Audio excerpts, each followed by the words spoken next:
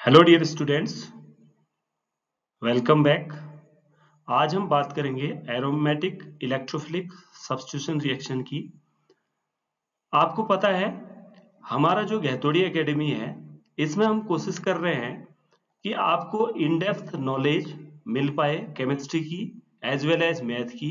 Later on हम देखेंगे, हमारे पास अदर फैकल्टी मेंबर भी आएंगे, तो आपको जो है पूरा कंप्लीट नॉलेज 12वीं से लेके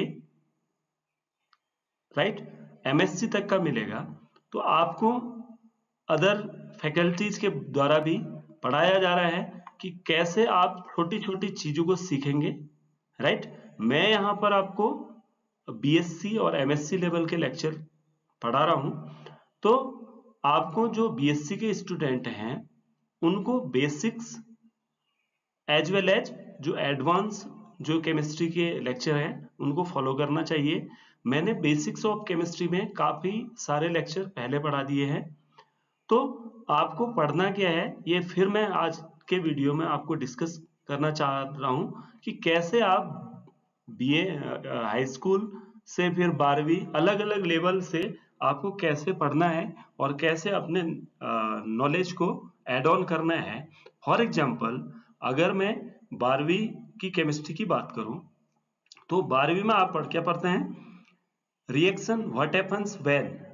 रिएक्शन में व्हाट हैपेंस व्हेन में आप पढ़ते थे कि जब आपका एल्काइल हैलाइड रिएक्शन करता है किसके साथ, एक्वस NaOH के साथ, तो आपके पास अल्कोहल बनता है। उसी प्रकार से अगर आप एल्काइल हैलाइड की रिएक्शन एल्कोहलिक NaOH के साथ करते हैं तो एल्कीन बनता है। 12वीं में आप केवल रिएक्शन मतलब कैसे हो रहा है, क्या रिएक्शन, दो रिएक्टेंट होंगे तो प्रोडक्ट क्या बनेगा, ज्यादातर मतलब यहां तक सीखा जाता है। फिर कॉम्पिटिटिव एग्जाम में कॉन्सेप्ट आते हैं। आपने देखा होगा अगर जो नीचे लेवल के एग्जाम है 12वीं पास आउट के, उसमें आपके बेसिक कॉन्सेप्ट पूछे जाते हैं कि हमारे पास ऐसा जो है कैसे हमारे पास कौन कौन से प्रोडक्ट बनेंगे। बीएससी में जब आप इंटर करते हैं तो बीएससी वाले बच्चों को मेरा जो कहना है कि बीएससी वाले बच्चे क्या करते हैं, 12वीं में जो सिलेबस होता है वही बीएससी में भी होता है, लेकिन वो करते क्या है कि वैसा ही सेम सिलेबस है करके वैसा ही लिखते चले जाते हैं। लेकिन अंतर कहां पर आता है, मार्क्स पे। मैंने देखा है कि जो मेरे पढ़ाए हुए स्टूडेंट हैं वो 75 मार्क्स में से 73 मार्क्स भी लेके आए हैं चंपावत में, और 69 65 तो काफी लोग लेके आते हैं। वो क्यों लाते हैं, क्योंकि वो रेगुलर क्लास में जो अटेंड करते हैं तो उसको उनको मैं सिखाता हूं हर क्लास में कि हमारे पास हर चीज का क्यों होना चाहिए। बीएससी में आप क्यों और कैसे सीखते हैं। जैसे हमारे पास, फिर से मैं NaOH का एग्जांपल बताऊं, ये वाला रिएक्शन जो एल्काइल हैलाइड का, इसमें जब एक्वस NaOH होगा OH निगेटिव बनेगा। NaOH टूटेगा तो OH निगेटिव बनेगा। जब हमारे पास एल्कोहलिक NaOH है तब भी OH निगेटिव बनेगा।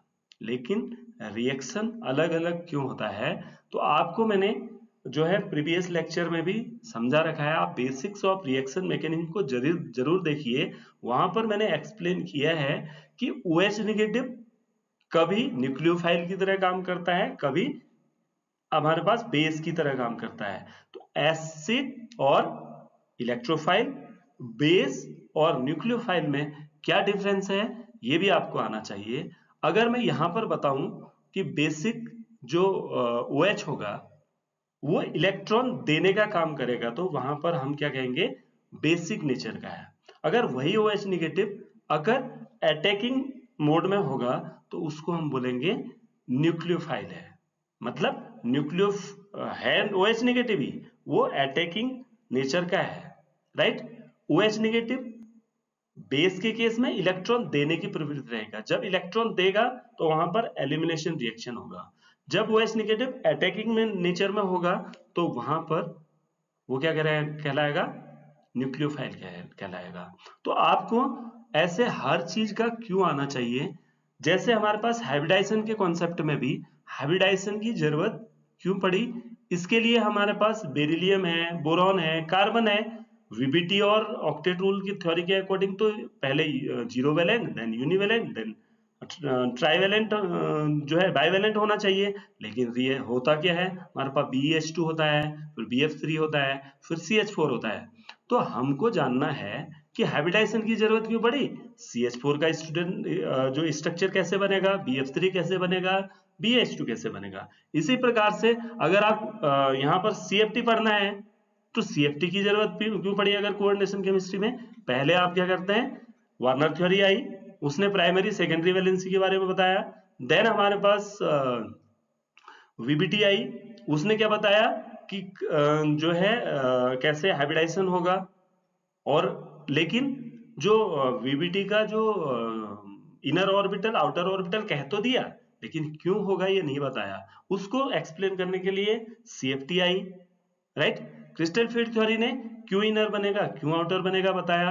इस प्रकार से मेरा कहने का मतलब है कि हर थ्योरी का एक रीजन होता है कि क्यों उसको पढ़ा जा रहा है, राइट।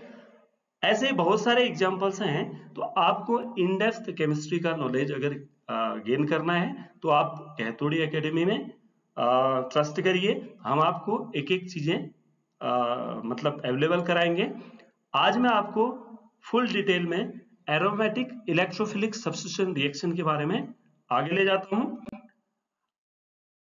पहले मैं यहां पर एरोमेटिक इलेक्ट्रोफिलिक सब्स्टिट्यूशन रिएक्शन की अगर मैं बात कर रहा हूं तो हमको स्ट्रक्चर ऑफ बेंजीन को जानना चाहिए। स्ट्रक्चर ऑफ बेंजीन की अगर मैं बात करूं तो यहां पर आप देख रहे होंगे कैसा स्ट्रक्चर है। बीच में 6 कार्बन है, चारों ओर हमारे पास हर कार्बन पे एक हाइड्रोजन है।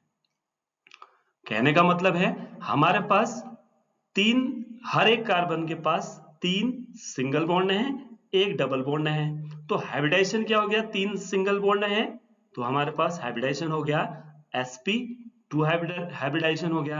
अब जब sp2 हाइब्रिडाइजेशन हो गया तो pz ऑर्बिटल जो होगा अनहाइब्रिडाइज्ड होगा, राइट। हाइब्रिडाइजेशन में हम डबल बॉन्ड को क्यों काउंट नहीं करते हैं, आपको ये भी जानना चाहिए। इसके लिए भी बेसिक जो केमिस्ट्री के लेक्चर हैं वहां पर जाइए, वहां पर आपको फुल डिटेल मिल जाएगा कि क्यों हम डबल बॉन्ड को हमारे पास हाइब्रिडाइजेशन में काउंट नहीं करते हैं। इसके लिए आपको बेसिक्स ऑफ हाइब्रिडाइजेशन कम से कम 7 लेक्चर प्लेलिस्ट में जाके आप देखेंगे।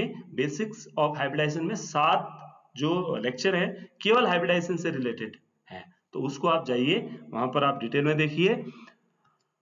अब मैं यहां पर कह रहा हूं कैसे हमारे पास सिग्मा स्केलेटन बनेगा। आप देख पा रहे हैं कि मैंने कहा हर एक कार्बन sp2 हाइब्रिडाइज्ड होगा, तो सिग्मा स्केलेटन कैसे होगा ये आप देख पा रहे हैं यहां पर स्ट्रक्चर में। यहां पर मैंने 3 sp2 हाइब्रिडाइज्ड ऑर्बिटल बना रखे हैं। तो जब भी sp2 हाइब्रिडाइज्ड ऑर्बिटल होते हैं तो उनका जो शेप होता है, जनरली जो प्रोडक्ट बनेगा वो प्लेनर स्ट्रक्चर बनता है, राइट। तो हर एक जो कार्बन है वो sp2 हाइब्रिडाइज्ड है, तो वो कैसे जुड़ेगा, इस तरीके से हमारे पास एक प्लेनर स्ट्रक्चर को जनरेट करेगा। अगर मैं इस प्लेनर स्ट्रक्चर को ड्रॉ करूं तो ये हमारे पास इस तरीके का होगा। ये सिग्मा स्केलेटन आपने देख लिया। अब हमको पता है जब भी sp2 हाइब्रिडाइजेशन होता है, राइट, तो सेकंड 2s के ऑर्बिटल p पे 3 अनपेयर्ड इलेक्ट्रॉन हो जाएंगे। पहले के 3 हाइब्रिडाइजेशन में पार्टिसिपेट करेंगे, लास्ट वाला अनहाइब्रिडाइज्ड होगा। तो अनहाइब्रिडाइज्ड ऑर्बिटल को आप ऐसे दिखा सकते हैं। तो ये अनहाइब्रिडाइज्ड ऑर्बिटल है वो हर एक कार्बन पे इस तरीके से जुड़ा हुआ है, राइट। अब जब पार्शियल ओवरलैप होगा इनके बीच में तो हमारे पास डबल बॉन्ड बनेगा। डबल बॉन्ड, एक double bond, 2 double bond, 3 double bond. अब पहले हम इससे पहले वाले लेक्चर में देख चुके हैं कि हमारे पास जो बेंजीन होता है वो क्या होता है, रियल स्ट्रक्चर इसका कैसा होता है कि हमारे पास रेजोनेटिक स्ट्रक्चर होता है। कहने का मतलब ये पता कैसे चला कि एक्सपेरिमेंटली पाया गया कि जो बेंजीन है वो मतलब जो एक्सटेंट इसका है, जो स्टेबिलिटी है वो ज्यादा है, इसको जाना गया। तो यहाँ पर देखा गया कि न तो ये वाला डबल बॉन्ड कैरेक्टर का है, न ये सिंगल बॉन्ड का कैरेक्टर का है। ये पता कैसे चला? ये प्रीवियस लेक्चर्स में भी हमने समझा रखा है, right. Localise delocalise chemical bonding में जाओ या इससे पहले वाले लेक्चर में जाओ जो प्रमोद सर ने पढ़ा रखा है, तो आप वहां पर जाएंगे तो आप देखेंगे कि इनका जो मतलब जो बॉन्ड लेंथ होता है वो न तो सिंगल बॉन्ड का होता है न डबल बॉन्ड का होता है, इसके बीच का होता है। इसको एक्सप्लेन करने के लिए हमारे पास रेजोनेंस थ्योरी आई। रेजोनेटिक स्ट्रक्चर अगर मैं ऑर्बिटल पिक्टोरियल डायग्राम इसी का दूसरा स्ट्रक्चर बनाऊं तो वो इस तरीके का होगा। अल्टरनेटिवली शिफ्ट हो गया है किसका? डबल बॉन्ड का। अब मैं इन दोनों का मिक्सचर बनाऊं, स्ट्रक्चर फर्स्ट और स्ट्रक्चर सेकंड का, तो वो कैसा बनेगा? वो इस तरीके से बनेगा। एक्चुअली क्या है, पाई इलेक्ट्रॉन्स हैं वो रिंग पे घूम रहे हैं, ऐसे घूम रहे हैं। तो ये कैसे, आप जैसे अगर जो भंवरा होता है अगर तालाब में, तो उसमें ऐसे ऐसे घूमता है, वैसे इलेक्ट्रॉन्स ऐसे घूम रहे हैं, ठीक है। तो इस तरीके से हमारे पास इसका रेजोनेंस जो है इलेक्ट्रॉन्स का, इसका डेफिनेशन ही मैंने पिछली बार भी बताया था। Delocalization of electron from one place to another place is called resonance. तो रेजोनेंस को आप अच्छे से समझ गए होंगे। अब हमारे पास क्वेश्चन आता है कि इसको हम इलेक्ट्रोफाइल यहां पर अटैक कर क्यों रहा है। क्वेश्चन आता है कि इलेक्ट्रोफाइल बेंजीन पे अटैक कर क्यों रहा है, राइट। उसका आंसर है, आपको पता है मैंने अभी बताया कि जो पाई इलेक्ट्रॉन्स का क्लाउड है वो बेंजीन के पूरे रिंग पे घूम रहा है। तो ओवरऑल क्या हो गया, बेंजीन रिंग पे हो गया। इलेक्ट्रॉन्स क्या है, वेव नेचर है इलेक्ट्रॉन का, राइट। ये आपको पता होगा, electron particle as well as wave nature को दिखाता है। पार्टिकल नेचर जहां पर मास हो, उसका वॉल्यूम हो, ये हमारे पास क्या कहलाता है, जो है पार्टिकल नेचर कहलाता है। वेव नेचर क्या है, जब वेव चलती है तो कैसे ट्रेवल करती है, क्योंकि इलेक्ट्रॉन्स केवल बहुत छोटे छोटे पार्टिकल्स हैं, वो वेव की तरह काम करते हैं। अब जब ऑर्बिटल की बात करते हैं तो ऑर्बिटल क्या है, where three-dimensional space around nucleus where probability of finding an electron is maximum। मतलब न्यूक्लियस के चारों ओर ऐसा स्थान जहां पर इलेक्ट्रॉनों के पाए जाने की प्रायिकता ज्यादा होती है, उसको हम क्या बोलते हैं, ऑर्बिटल बोलते हैं, राइट। अब आपको पता है इलेक्ट्रॉन पे नेगेटिव चार्ज होता है। अब इलेक्ट्रॉन घूम रहे हैं तो जहां पर घूम रहे हैं वहां पर भी तो नेगेटिव चार्ज आएगा। अगर नेगेटिव चार्ज आएगा तो नेगेटिवली चार्ज कोई भी स्पीसीज है उसको क्या बोलते हो भैया आप, न्यूक्लियोफाइल बोलते हो। और जो इलेक्ट्रॉन लविंग होता है, मतलब जिसमें पॉजिटिव चार्ज होता है, उसको क्या बोलते हो आप, पॉजिटिवली चार्ज को इलेक्ट्रोफाइल, राइट। नेगेटिव वाला न्यूक्लियोफाइल और पॉजिटिव वाला इलेक्ट्रोफाइल। तो रिएक्शन किसके किसके बीच में हो रहा है, इलेक्ट्रोफाइल का न्यूक्लियोफाइल के साथ। बेंजीन में इलेक्ट्रॉन्स हैं, इसीलिए इलेक्ट्रॉन अटैक कर रहा है बेंजीन रिंग पे।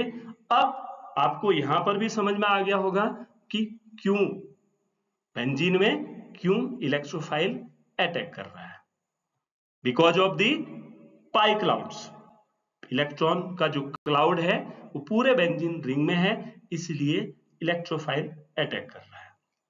अब हम आगे देखेंगे कि कैसे जो है इलेक्ट्रोफिलिक सब्स्टिट्यूशन रिएक्शन की मैकेनिज्म होगी। उसमें पहला स्टेप आपका होगा फॉर्मेशन ऑफ इलेक्ट्रोफाइल, क्योंकि कोई भी रिएक्शन है, अगर हम इलेक्ट्रोफिलिक सब्स्टिट्यूशन रिएक्शन की बात करेंगे तो इलेक्ट्रोफाइल पहले बनेगा। Substitution reaction, nucleophilic substitution reaction, SN1 SN2 SNI, ये सभी मैंने आपको बेसिक्स ऑफ रिएक्शन मैकेनिज्म और जो रिएक्शन मैकेनिज्म वाला प्लेलिस्ट है वहां पर जाइए, वहां पर आपको डिटेल में SN1 रिएक्शन, उसका एनर्जी प्रोफाइल डायग्राम, उसका मैकेनिज्म, उसका स्टीरियोकेमिस्ट्री सभी एक्सप्लेन किया गया है। वहां पर भी आप जाके देख सकते हैं कि कैसे रिएक्शन मैकेनिज्म को सीखना है। आज हम इलेक्ट्रोफिलिक सब्स्टिट्यूशन रिएक्शन की बात कर रहे हैं। तो यहां पर स्टेप फर्स्ट क्या होगा, यहां पर फॉर्मेशन ऑफ इलेक्ट्रोफाइल। जब आपका इलेक्ट्रोफाइल और न्यूक्लियोफाइल बॉन्ड बनाते हैं तो न्यूक्लियोफाइल पे नेगेटिव चार्ज होता है, इलेक्ट्रोफाइल पे पॉजिटिव चार्ज होता है। तो हमारे पास जो बॉन्ड टूटेगा वो कैसे टूटेगा, हेट्रोलिटिक फ्यूजन होगा। ये विदाउट कैटलिस्ट भी हो सकता है, कुछ रिएक्शन में विदाउट कैटलिस्ट रिएक्शन भी जाएगी। जैसे फिनॉल का रिएक्शन आप ब्रोमीन वाटर के साथ कराएंगे तो वो रिएक्शन कर जाएगा। जब बेंजीन का रिएक्शन करोगे ब्रोमीन वाटर के साथ नहीं करेगा, करेगा लेकिन वहां पर सब्स्टिट्यूशन रिएक्शन नहीं होगा।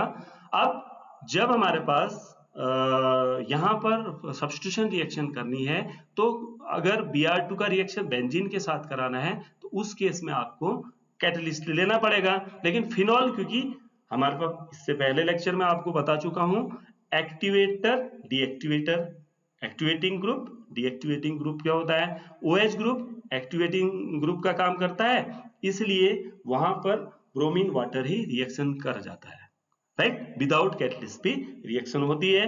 तो कुछ रिएक्शंस में कैटलिस्ट की जरूरत पड़ेगी, कहीं पर विदाउट कैटलिस्ट भी रिएक्शन हो जाएगा। यहां पर मैं कैटलिस्ट के थ्रू कैसे होगा वो रिएक्शन हम देख रहे हैं। कैटलिस्ट क्या करेगा, इसको बॉन्ड को टूटने में मदद करेगा। अब एक क्वेश्चन और आता है, बेसिक्स ऑफ रिएक्शन मैकेनिज्म में अगर आपने लेक्चर देखा होगा, रिएजेंट हर हमेशा पहले टूटता है। रिएजेंट जो है किसके साथ रिएक्शन करता है, कैटलिस्ट के साथ करता है। एक्टिव स्पीसीज बनाता है, एक्टिव स्पीसीज सबस्ट्रेट में अटैक करता है, देन हमारा रिएक्शन आगे बढ़ता है। इसकी मैं बात करूं तो यहां पर E प्लस प्लस न्यूक्लियोफाइल का कैटलिस्ट के साथ एक कॉम्प्लेक्स बन जाएगा, राइट। तो आगे ये इलेक्ट्रोफाइल बन गया, E प्लस से दिखा रखा है। अब क्या होगा, attack of electrophile. Attack of electrophile में पहले मैं बता चुका हूं, बेंजीन रिंग में इलेक्ट्रॉन का क्लाउड है, वो कैसे होगा, रिजोनेंस कैसे बनता है ये भी मैं आपको सिखा चुका हूं। तो आप आज के लेक्चर में ये देखिए, ये इलेक्ट्रॉन ऐसे मूव किया, हमारे पास एक जगह प्लस चार्ज आया, एक जगह नेगेटिव चार्ज आया। फिर मैं बोल रहा हूं, नेगेटिव का मतलब न्यूक्लियोफाइल और पॉजिटिव का मतलब इलेक्ट्रोफाइल।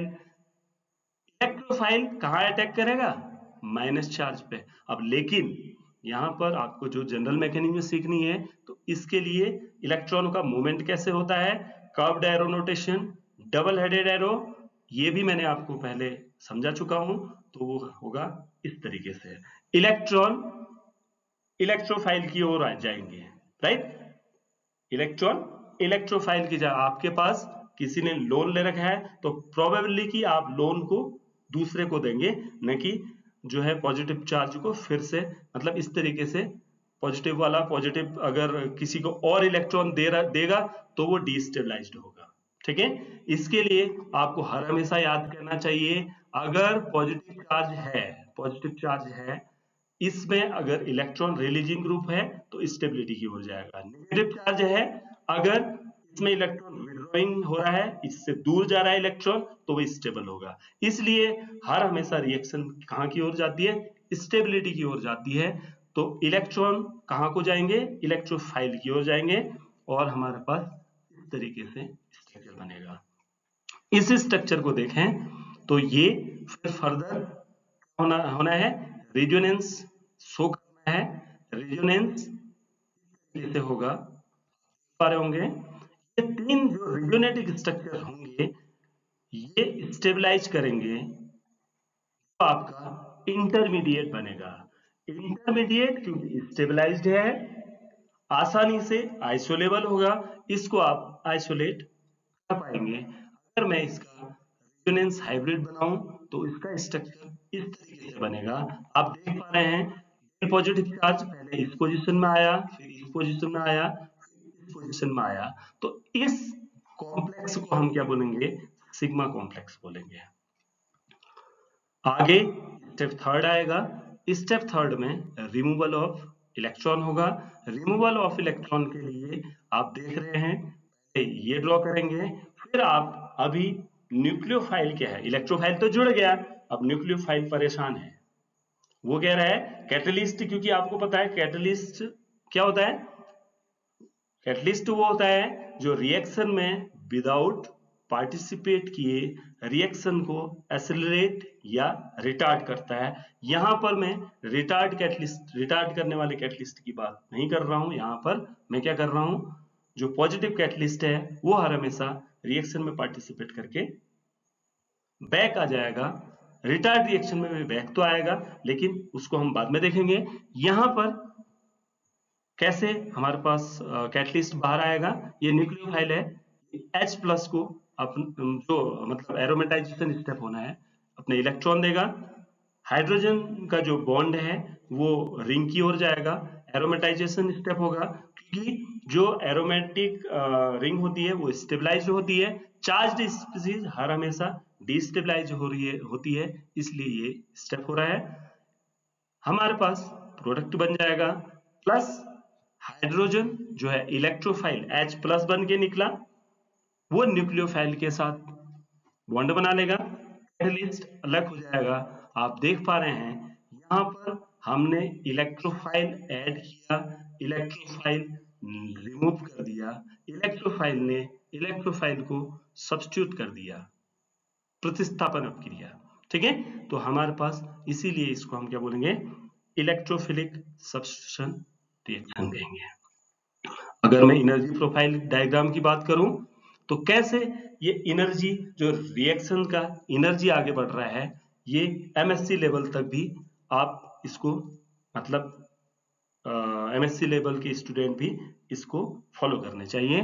बीएससी में अगर जो 75 में से कह रहा हूं 73 मार्क्स भी मेरे स्टूडेंट लेके आए हैं, तो वो इसीलिए लेके आए हैं कि वो अपना सब्जेक्ट को पूरा बोल्डली एक्सप्लेन करते हैं और पूरा इलेबोरेशन के साथ कॉपी में लिखते हैं, तो इसलिए उनके मार्क्स इतने अच्छे आते हैं। आपको भी ऐसे ही लिखना है। ये एनर्जी प्रोफाइल डायग्राम है। यहाँ पर आप देख पा रहे होंगे मैंने जो एनर्जी प्रोफाइल डायग्राम है वो कैसे होगा। यहाँ पर आप एनर्जी मतलब 0 से ऊपर को जा रही है, यहाँ पर प्रोग्रेस ऑफ रिएक्शन है। अब आपका जो एनर्जी प्रोफाइल डायग्राम होगा वो किस किस के अगेंस्ट होगा? Progress of reaction and energy के रेस्पेक्ट में। यहाँ पर आप देख पा रहे हैं ये हमारे पास रिएक्टेंट हैं। अब ये क्या है? EA1 क्या है? Activation energy to get transition state. ये कहां से आएगी? ये कहां से आएगी? आइदर कैटलिस्ट से आएगी या हीट से आएगी या हमारे पास कहां से आएगी? Hmu से आएगी। आप देखेंगे अलग अलग रिएक्शन अलग अलग कंडीशन में होती है। ठीक है, कहीं पर हमको टेम्परेचर देना पड़ता है, कहीं पर हमारे पास फोटोकेमिकल Hmu देना पड़ता है, कहीं पर हमको कैटलिस्ट यूज करना पड़ता है। तो ये किसके लिए होता है? Activation energy. एक्टिवेशन एनर्जी क्या है? Minimum threshold energy required to achieve transition state. Transition state को प्राप्त करने के लिए जो मिनिमम एनर्जी लगती है उसको हम क्या बोलते हैं? एक्टिवेशन एनर्जी कहते हैं। आप देख पा रहे होंगे ये एक्टिवेशन एनर्जी का गैप ज्यादा है, इसलिए ये वाला जो स्टेप होगा वो स्लो स्टेप होगा। जो स्लो स्टेप होता है वो रेट डिटरमाइनिंग स्टेप होता है। जो ट्रांजिशन स्टेट बनेगी वो इस तरीके से बनेगी। जो ट्रांजिशन स्टेट बनेगी वो इस तरीके से बनेगी। मेरा कहने का मतलब है यहां पर इलेक्ट्रोफाइल क्या कर रहा है? बेंजीन रिंग के इलेक्ट्रॉन क्लाउड के साथ इंटरेक्ट कर रहा है, कसम है कि कौन सी पोजीशन में जाऊं, राइट? इस तरीके का जो कॉम्प्लेक्स होगा उसको हम पाई कॉम्प्लेक्स कहेंगे। इसको क्या बोलेंगे? पाई कॉम्प्लेक्स बोलेंगे। ट्रांजिशन स्टेट का जो ये ट्रांजिशन स्टेट फर्स्ट होगा, इसमें आपको ध्यान रखना है कि इसका जो स्ट्रक्चर होगा ट्रांजिशन स्टेट का वो किसके साथ मैच करेगा? रिएक्टेंट के साथ।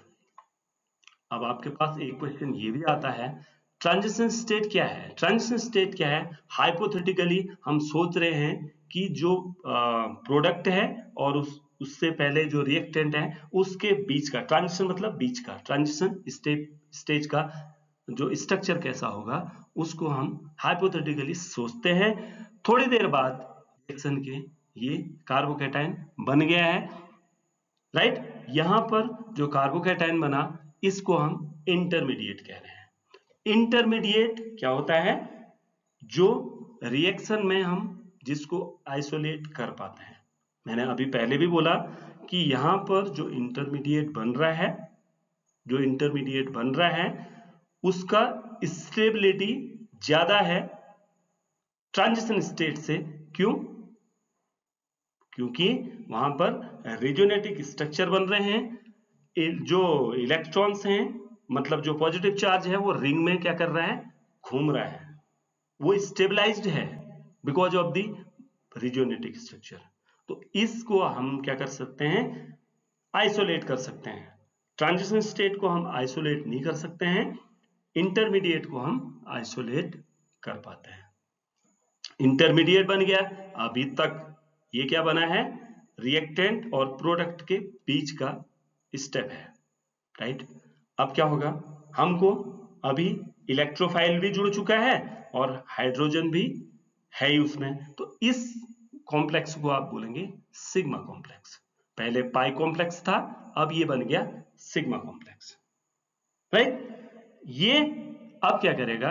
एनर्जी फिर से गेन करेगा प्रोडक्ट बनने के लिए, लेकिन इस एनर्जी के लिए हमारे पास जो है एक्टिवेशन एनर्जी कम लगेगी, क्योंकि ये आपको पता है ये ऊपर है, रिएक्टेंट से ऊपर है, ट्रांजिशन स्टेट से नीचे है, आसानी से E2 गेन कर सकते हैं, इसको E2 कम लगेगी, इसीलिए ये स्टेप जो है फास्ट होगा तो ट्रांजिशन स्टेट 2 बनेगी।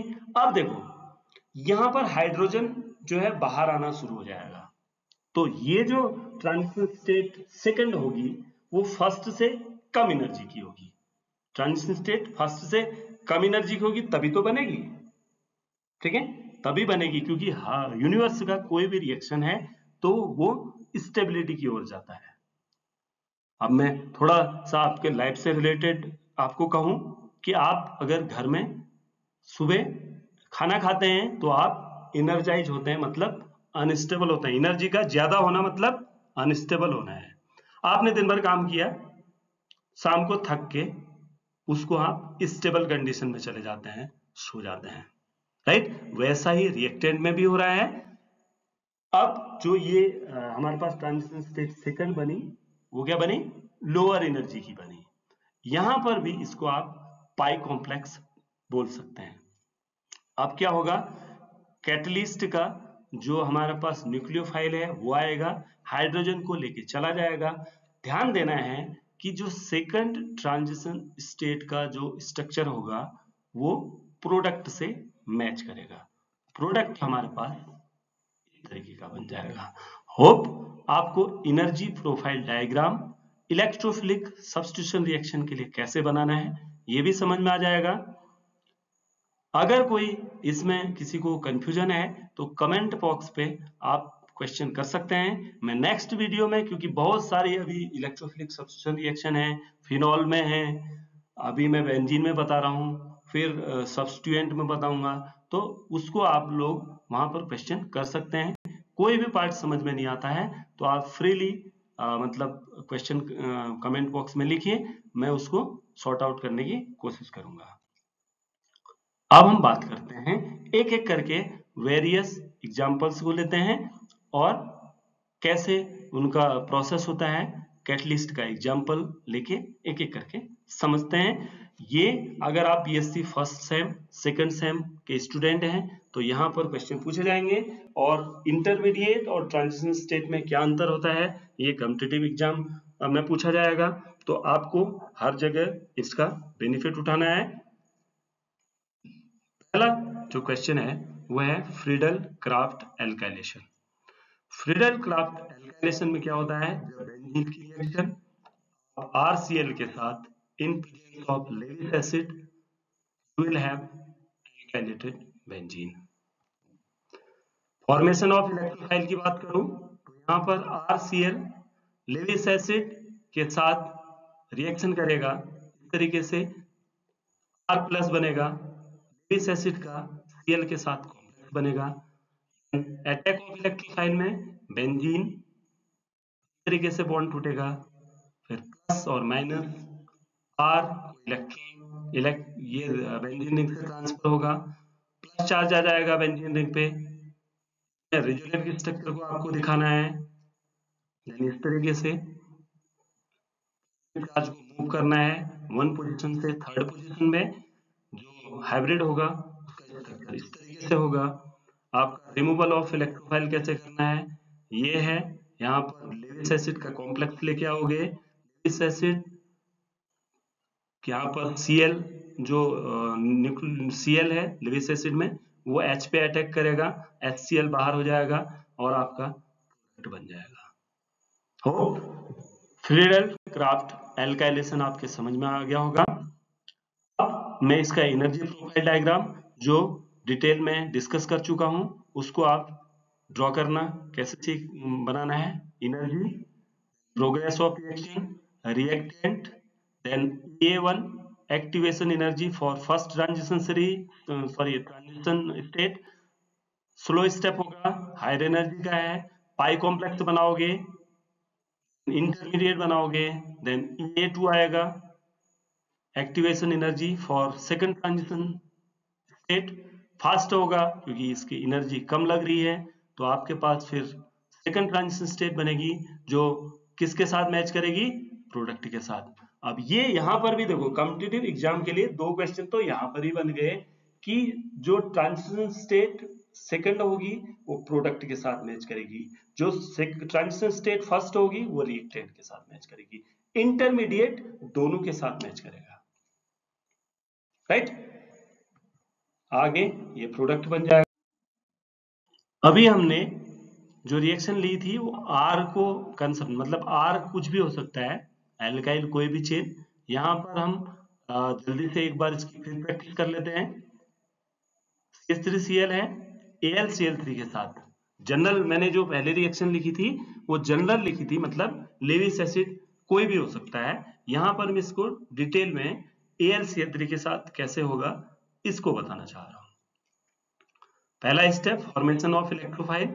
CH3Cl में Cl इलेक्ट्रोनेगेटिव है, कार्बन इलेक्ट्रोपॉजिटिव है, AlCl3 कैटलिस्ट कैसे है, लेविस एसिड कैसे है, आपको पता होना चाहिए। अगर मैं AlCl3 के स्ट्रक्चर की बात करूं तो यहाँ पर Al का जो इलेक्ट्रॉनिक कॉन्फ़िगरेशन है वो है 3s2 3p1, ये बॉन्ड बनाएगा Cl के साथ, तो टोटल इलेक्ट्रॉन कितने हैं यहाँ पर 6 हैं, तो 2 इलेक्ट्रॉनों के वैलेंस शेल में कमी है, इसलिए आपको इलेक्ट्रोफाइल का जो डेफिनेशन है वो पता होना चाहिए, ठीक है। जहां पर इलेक्ट्रॉनों की कमी है उसको हम इलेक्ट्रोफाइल कहते हैं। तो इलेक्ट्रोफाइल हर हमेशा इलेक्ट्रॉन की ओर आकर्षित होता है, तो इलेक्ट्रॉन इसकी ओर आएंगे और हमारे पास CH3 plus plus AlCl4 negative. अब ध्यान देना है कैसे आप स्ट्रक्चर को ड्रॉ करेंगे। AlCl3 में आप देख पा रहे होंगे मैंने जनरली इससे पहले जितने भी जो नेगेटिव चार्ज वाले बनाए थे वहां पर नेगेटिव चार्ज दर्शाया था। यहां पर मैंने नेगेटिव चार्ज के साथ वहां पर इलेक्ट्रॉन भी दिखाए थे, यहां पर नहीं दिखाए हैं।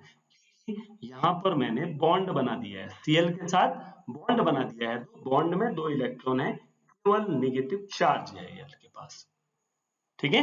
कंफ्यूजन नहीं करना है कि कहीं पर नेगेटिव चार्ज दिखा रहे हैं, 2 इलेक्ट्रॉन दिखा रहे हैं, कहीं पर नहीं दिखा रहे हैं, यहां पर केवल चार्ज है क्योंकि Cl को मैंने बॉन्ड के रूप में दिखा दिया है। अटैक ऑफ इलेक्ट्रोफाइल, ये बेंजीन रिंग इस तरीके से प्रीवियसली इसको एक्सप्लेन कर दिया है, तो इसको मैं फास्ट थोड़ा मूव करता हूं।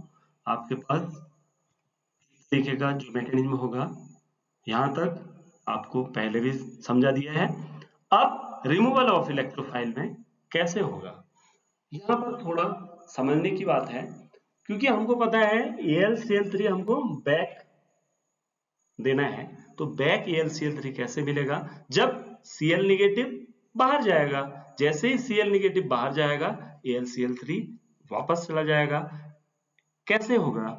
ये Cl अपने इलेक्ट्रॉन कहाँ H को ट्रांसफर कर देगा, H अपने इलेक्ट्रॉन पॉजिटिव को ट्रांसफर कर देगा, तो इसको हम कहेंगे एरोमेटाइजेशन स्टेप या रिमूवल ऑफ इलेक्ट्रोफाइल।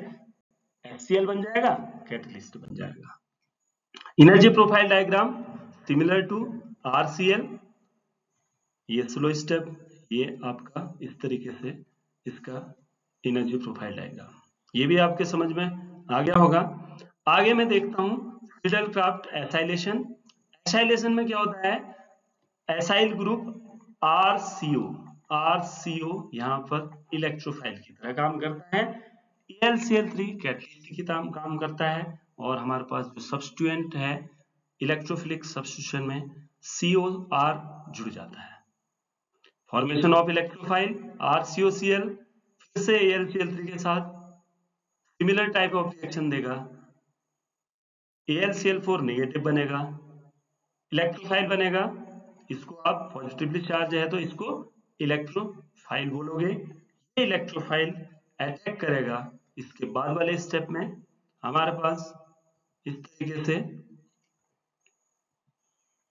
प्रोडक्ट बनेगा, सॉरी रिएक्शन इंटरमीडिएट बनेगा, इंटरमीडिएट रेजोनेंस से स्टेबलाइज्ड होगा, उसका स्ट्रक्चर ऐसा होगा। रिमूवल ऑफ इलेक्ट्रोफाइल के लिए इस तरीके से रिएक्शन होगा और आपके पास प्रोडक्ट बनेगा HCl प्लस AlCl3। आगे देखते हैं हेलोजिनेशन। हेलोजिनेशन कैसे होगा? जब आप बेंजीन की रिएक्शन Cl2 के साथ इन प्रेजेंस ऑफ AlCl3 तो आपके पास ArCl बनेगा। Formation of electrophile Cl2 AlCl3। अब आपके पास यहाँ पर क्वेश्चन आता है, Cl-Cl बॉन्ड को तोड़ना कठिन है, RCl तो एक बार के लिए टूट जाएगा, हाइड्रोलिटिक फ्यूजन हो रहा है, Cl-Cl क्यों टूटे? इसके लिए आपको कैटलिस्ट प्लस टेम्परेचर की जरूरत पड़ेगी। यहाँ पर जो Cl2 है वो इस तरीके से टूटेगा, प्लस प्लस AlCl4 होना चाहिए होमोलिटिक फ्यूजन, हो रहा है heterolytic fusion, heterolytic type fusion. तो हेटेरोलिटिक टाइप फ्यूजन के लिए आप क्या कर रहे हैं? कैटलिस्ट का यूज कर रहे हैं, क्योंकि कैटलिस्ट इलेक्ट्रॉन लेना चाह रहा है, इसलिए जो Cl2 में होमोलिटिक फ्यूजन होता है इन जनरल HMU की प्रेजेंस में, यहाँ पर कैटलिस्ट की प्रेजेंस में हेटेरोलिटिकली टूट रहा है, मतलब जहां पर कैटायन एंड एनायन बन रहे हैं। अटैक ऑफ इलेक्ट्रोफाइल ये सिमिलर जाएगा, जो भी बेंजीन रिंग में आपको प्रैक्टिस करनी है तो वो सिमिलर टाइप होगा। इस तरीके से आपका जो प्रोडक्ट बनेगा ये। अब हम बात करते हैं नेक्स्ट रिएक्शन की, नाइट्रेशन की। नाइट्रेशन में जब हम बेंजीन की रिएक्शन फ्यूमिंग HNO3 के साथ, मतलब कि concentrate HNO3 and concentrate H2SO4 के मिक्सचर के साथ करते हैं तो हमारे पास नाइट्रोबेंजीन बनता है, वाटर अलग हो जाता है। इसका मैकेनिज्म कैसे बनता है? पहला स्टेप फॉर्मेशन ऑफ इलेक्ट्रोफाइल होगा, तो इसको आप अच्छे से सीख लीजिएगा। क्वेश्चन आता है, दो हमारे पास एसिड है, एक है H2SO4, दूसरा है HNO3, कहां से हाइड्रोजन निकलेगा? H प्लस कहां से निकलेगा? यहां पर अल्टीमेटली निकलना तो इस तरीके से ही है, राइट? तो कहां से निकलेगा? इसका आंसर है सल्फ्यूरिक एसिड से निकलेगा। क्यों निकलेगा? क्योंकि यहाँ पर जो रिजोनेटिक स्ट्रक्चर हैं वो ज्यादा बनने वाले हैं। अगर मैं HNO3 की बात करूंगा तो वहां पर जो रिजोनेटिक स्ट्रक्चर है वो जो है कम बनेंगे, क्योंकि वहां पर 2 ऑक्सीजन है नेगेटिव चार्ज बनने के बाद। यहाँ पर नेगेटिव चार्ज बनने के बाद 3 ऑक्सीजन है, एक OH खींच रहा है, 2 पाई बॉन्ड वाले। कैसे रिजोनेटिक स्ट्रक्चर बनेंगे? वो ऐसा बनेगा। एक्चुअल में होता क्या है, साइंटिस्ट कोई रिएक्शन को करता है तो पहले रिएक्शन करने के बाद रिएक्शन के जो इंटरमीडिएट बनते हैं उसको आइसोलेट करता है, उसको आइसोलेट करने के बाद एक थ्योरी से उसको प्रूव करता है, तो उसको जो केमिस्ट्री के जो जनरल रूल्स हैं उसके अकॉर्डिंग होना चाहिए। तो यहाँ जो मैकेनिज्म है इसको ऐसे प्रूव किया गया जो हम आपको बता पा रहे हैं। NO2 प्लस क्योंकि इलेक्ट्रोफाइल बनना था तो उसको कैसे बनना है वो इस तरीके से बनना है। तो जो H प्लस बना वो कहाँ जाएगा, यहाँ पर जाएगा। यहाँ पर ये ऑक्सीजन इसको अपने इलेक्ट्रॉन डोनेट करेगा, यहाँ पर प्लस चार्ज आएगा, फिर ये वाला बॉन्ड ऐसे टूटेगा और NO2 प्लस आपके पास इस तरीके से बन जाएगा। इलेक्ट्रोफाइल जैसे बन गया। इलेक्ट्रोफाइल बनने का जो आगे का स्टेप है वो आपको मैंने बता ही दिया है। तो आगे स्टेप 2 में अटैक ऑफ इलेक्ट्रोफाइल होगा। आपने सिमिलर टाइप ऑफ जो अटैक है वो ऐसे होगा। ध्यान यहाँ पर देना है NO2 का जो पहले स्ट्रक्चर मैंने जब sp2 हाइब्रिड था तो HNO3 में उस केस में अलग बनाया था, यहाँ पर लीनियर शेप होगा। और रिमूवल ऑफ इलेक्ट्रोफाइल क्या होगा, देखो हो क्या रहा है ना, H2SO4 यहाँ पर कैटलिस्ट की तरह काम कर रहा है। तो कैटलिस्ट क्या कर रहा है, जैसे रिएक्शन का लास्ट स्टेप होता है तो फर्दर हमको मिल जाता है, इलेक्ट्रॉन H को देगा, ये यहाँ ऐसे जाएगा और आपके पास HNO2 H2SO4 प्लस वाटर पहले से बना हुआ है। तो इस तरीके से हमारे पास ये मैकेनिज्म भी आपको समझ में आ गई होगी। आगे मैं सल्फोनेशन की बात करता हूं। सल्फोनेशन में कैसे होगा, जब आप बेंजीन की रिएक्शन H2SO4 के साथ कराएंगे तो SO3 सल्फोनिल बेंजीन बनेगा। ठीक है, वो कैसे बनेगा, benzene sulphonic acid, benzene sulphonic acid बोलते हैं इसको। फॉर्मेशन ऑफ इलेक्ट्रोफाइल, यहां पर क्या है, दो H2SO4 के मॉलिक्यूल आपस में कैसे रिएक्शन करेंगे, रिएक्शन तो आपको करना है, कैसे होगा फिर से मैकेनिज्म में, क्योंकि यहां पर पाया गया SO3 बनता है। SO3 बनता है तो कैसे बनता है वो देखते हैं। प्लस यहां से निकला, ये बना स्ट्रक्चर, जो स्ट्रक्चर बना ये रेजोनेंस से स्टेबलाइज्ड है इसलिए बना, पहले भी आपको बता चुका हूं। अब जो H प्लस बना ये दूसरे सल्फ्यूरिक एसिड के मॉलिक्यूल के पास रास्ता यही है, ये कहां गया, ऐसे गया और हमारे पास ऐसा स्ट्रक्चर बना, राइट। अब ऑक्सीजन पे प्लस चार्ज आया तो यहां से इस तरीके से वाटर निकल गया, वाटर निकल गया तो हमारे पास इलेक्ट्रोफाइल क्या बन गया, SO3। इसको इलेक्ट्रोफाइल क्यों बोलेंगे, क्वेश्चन आता है, इसको इलेक्ट्रोफाइल क्यों बोलेंगे क्योंकि यहाँ पर देख पा रहे होंगे सल्फर के पास डेल पॉजिटिव चार्ज है, क्योंकि ये 3 ऑक्सीजन से जुड़ा हुआ है। यहाँ पर नेगेटिव चार्ज, यहाँ पर नेगेटिव चार्ज, यहाँ पर नेगेटिव चार्ज, इसीलिए इसको हम क्या बोलेंगे, इलेक्ट्रोफाइल बोलेंगे। इलेक्ट्रोफाइल का डेफिनेशन फिर मैं एक बार रिपीट कर रहा हूं, all electron deficient ion molecule or any center which attract towards electron are called electrophiles। Step आगे कैसे बढ़ाना है, अटैक ऑफ इलेक्ट्रोफाइल,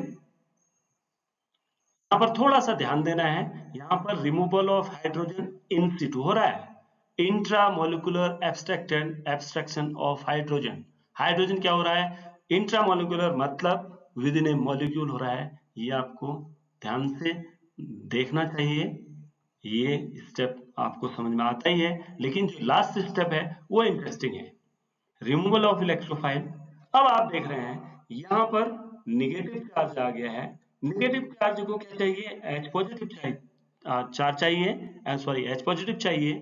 तो ये कैसे होगा, ये इस तरीके से होगा, जो H होगा वो ऑक्सीजन पे ही जुड़ जाएगा, राइट, SO3 H बन जाएगा। होप आपको जो मैकेनिज्म है इलेक्ट्रोफिलिक सब्स्टिट्यूशन रिएक्शन समझ में आ गई होगी, एनर्जी प्रोफाइल डायग्राम समझ में आ गया होगा। आगे की जो फिनॉल्स की रिएक्शन मैं शुरू करने वाला हूं। फिनॉल की रिएक्शन में हम क्या करेंगे, फिनॉल का अगर आप देखेंगे जो मेथड ऑफ सिंथेसिस और एसिडिटी, क्यों फिनॉल एसिडिक क्यों होते हैं, ये आपका पहले से मैंने आपको लेक्चर्स में समझाया है, उसको आप देखिए। क्यों फिनॉल अल्कोहल से ज्यादा और एसिड से कम एसिडिक होते हैं, राइट। फिर हम क्या करेंगे एक एक करके, क्योंकि हमारे पास काफी नेम रिएक्शंस फिनॉल्स की हैं, राइट। फिनॉल्स में आपका रिमेटिमन है, होवेनोसक है, लेटरमैनेज है, गटरमैन रिएक्शन है, ठीक है। काफी सारी नेम रिएक्शंस फिनॉल की हैं, इंपॉर्टेंट भी हैं, राइट। तो हम इसके बाद electrophilic substitution reaction on phenol ring को देखेंगे। तब तक के लिए आप चैनल से जुड़िए और एक एक छोटे छोटे टॉपिक को जो है नोट करिए, अपने नोट्स बनाइए, राइट।